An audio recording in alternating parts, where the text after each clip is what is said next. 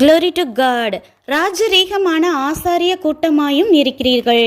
இயேசு கிறிஸ்துவை சொந்த இரட்சகராக ஏற்றுக்கொண்டு அவருடைய இரத்தத்தால் கழுவப்பட்ட ஒவ்வொருத்தரும் தேவனுடைய பார்வையில் ராஜாக்களும் ராணிகளும் ஆசாரியர்களுமாய் இருக்கிறோமாம்.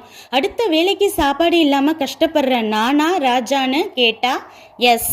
சரியான படிப்பறிவு இல்லாததால தடுமாறி தான் பைபிளே வாசிக்கிற நானா பாஸ்டர்னு கேட்டா ஆமா. குழந்தை பிறக்க லேட் ஆகுறதால உலகமே மட்டம் தட்டி பேசும் நானா பாஸ்டர் அம்மானு கேட்டா எஸ் நீங்க தான். அப்படி ஆகுறதுக்கு எந்த தகுதியுமே இல்லைன்னு நீங்க நினைச்சா அதுதான் தகுதி.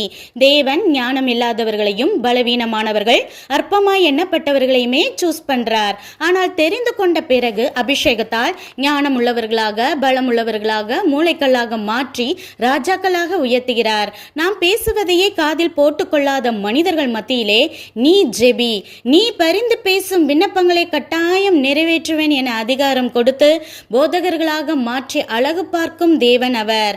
தேவன் நம்முடன் இருந்து வேத வசனத்துக்கு கீழ்ப்படுகிறவர்களாக நாம் இருந்தால் போதும். ராஜவஸ்திரம் ஏபோத்து வஸ்திரம் தரித்த தாவீதை போல நம்மையும் உயர்த்துவாராக.